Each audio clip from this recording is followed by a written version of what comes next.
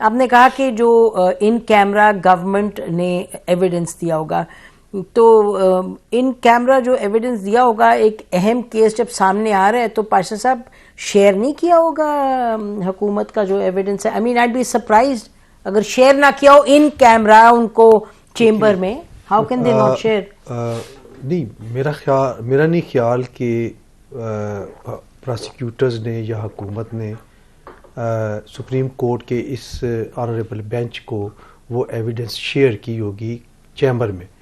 अलबत्ता ये जरूर है कोर्ट में भी नहीं, कोर्ट में तो नहीं ना, वो योर राइट कि पब्लिक कोर्ट में भी नहीं।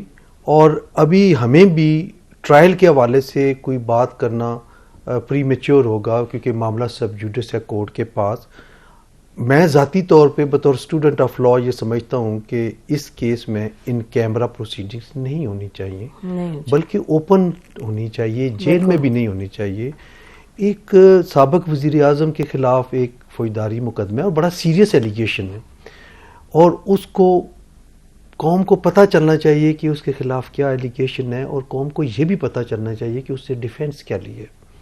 ये कह देना कि जी कि ठीक है साइफर एक हकीकत है, साइफर एक कहानी है, जो भी एक दूसरे वो बातें कर रहे हैं मीडिया पे जो बातें हैं, लेकिन हकीकत क्या है वो जब तक इस केस में शहादत पेश होगी और जजमेंट नहीं आएगी उस वक्त तक हम नहीं कह सकते। अभी जो मतीउल्लाह जान साहब जिस तरह फरमा रहे थे, आपने देखा होगा कि जितनी भी ऑब्जर्वेशन या कमेंट्स ऑनरेबल जजेस ने किए हैं समाअत के दौरान, एक लफ्ज़ भी उनका नहीं लिखा हुआ उस बेल ग्रांटिंग आर्डर में, मगर काम हो गया बेल ग्रांटिंग आर्डर में।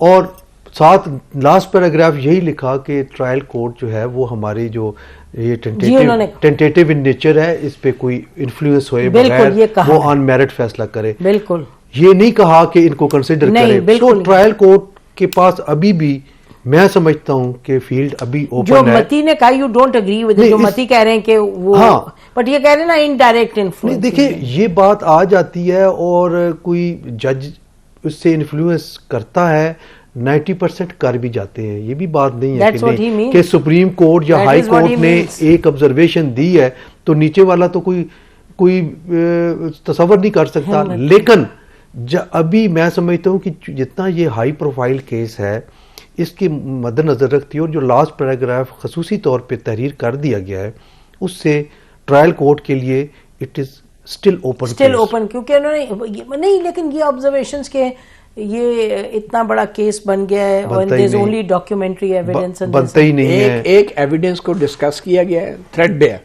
एक मतलब जैसे कि मिसाल के तौर पे ये साइफर जो है ये क्या होता है, साइफर की डेफिनेशन क्या है? साइफर तो फॉरेन ऑफिस में रहा, वो तो निकला ही नहीं, उन्हीं की जिम्मेदारी है अगर गायब है। ये वो चीजें थी जो इमरान खान के वकला जो ट्रायल कोर्ट में दलाइल दे रहे थे, वो आज जजेस ने अपने रिमार्क्स की सूरत उनको इंडोर्स किया उन दलाइल को।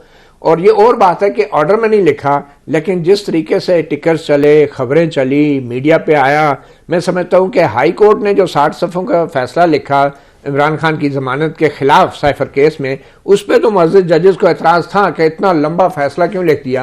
अगर इन मुअज़्ज़िज़ जजेस के रिमार्क्स को लिखा जाए तो ये तो 250 सफ़ात बनते हैं, तो ये कहाँ लेके जाएंगे जो मीडिया पे चलते रहे, जो अखबारों में कल छपेंगे, और ये जो रिमार्क्स आएंगे उसके बाद बेचारे ट्रायल कोर्ट के जज की क्या जरूरत। मैं एक बात ऐड करना चाहूँगा आपकी इजाज़त से, वो ये है कि ये केस प्रोसिक्यूशन ने कम बनाया, इमरान खान ने अपने खिलाफ खुद बनवाया, एडवेंचर की है, उस एडवेंचर पे खेले भी खूब, बयानिया भी अपना बनाया, अपनी पोजीशन बनाई भी। लेकिन दो चीज़ें इनके अगेंस्ट जाती हैं। एक, इन्होंने पब्लिकली एक कागज़ लहराया, चाहे वो सफ़ेद कागज़ था, उस पर कुछ भी नहीं था।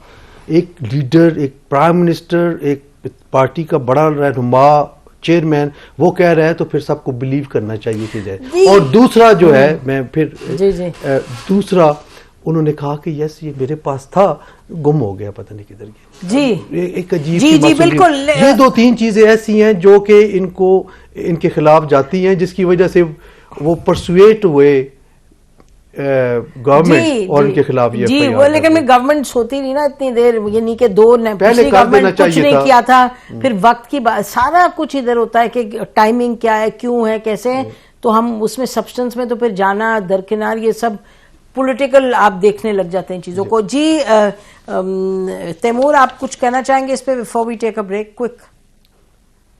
जी बिल्कुल कहना चाहूंगा। एक सुप्रीम कोर्ट के जर्नलिस्ट है, एक वकील है, तो थोड़ा सा मेरा जो है वो you are on a weak wicket. Unfair है। वीक नहीं, बट चलिए कोशिश करते हैं। देखिए, पाकिस्तान की तारीख लेने ये जितने भी ट्रीजन के और कंस्पिरेसी के केसेस बने हैं, बाद में पता चला है कि असलियत कुछ और थी।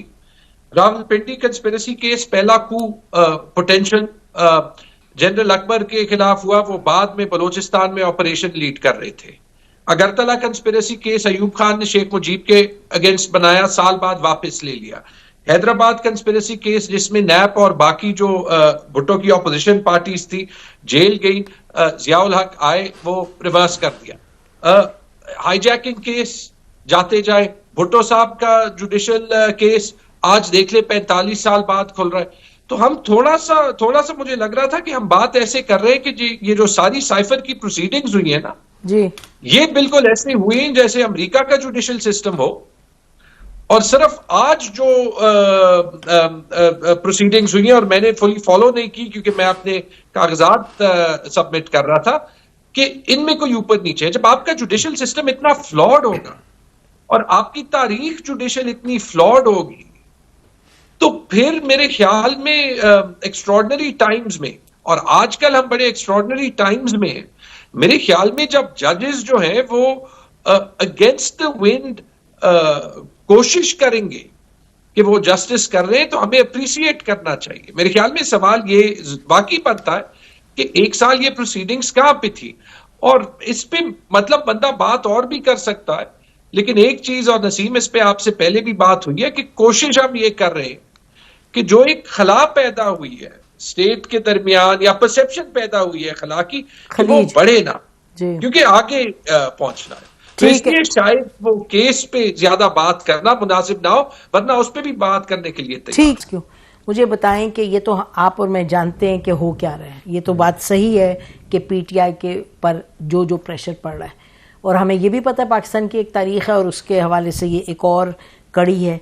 तो फिर ये आपको पता है, आप लिखते रहे, आप कहते रहे, मीडिया में लोग और कहते रहे, पीटीआई कंप्लेन करती रही, प्रेस कॉन्फ्रेंस जहां तक ये कर सकते हैं, तो फिर ये क्या करते हैं?